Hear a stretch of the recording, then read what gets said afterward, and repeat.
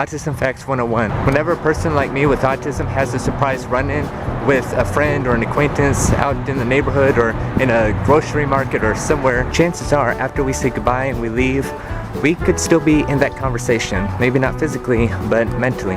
And we could probably still be in that conversation perhaps 10, 20, maybe 100 times the duration of the actual conversation. For example, I ran into someone earlier in this hike whom I knew, and this is kind of the reason I thought of this YouTube video to begin with. And after we said goodbye and left, I was going over that conversation and what was said and what I said over and over and over again, and then my mind kept on hammering me and bringing up all the things that I've stuttered at and thought about ways I should have revised it and such.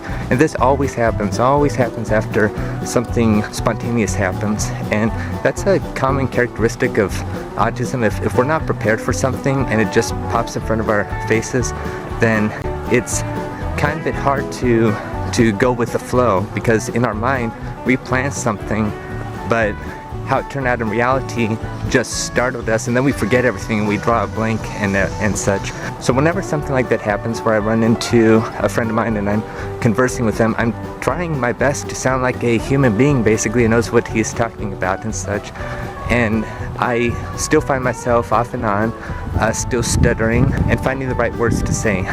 And thank God, like 100% of the time, or okay, 99% of the time, no assumptions are made. So they know who I am, and they know that this is kind of my character, that I can't always speak smoothly, and I'm kind of doing this on purpose right now. I'm allowing myself to think of the right words to say, because this is kind of how I talk candidly and such.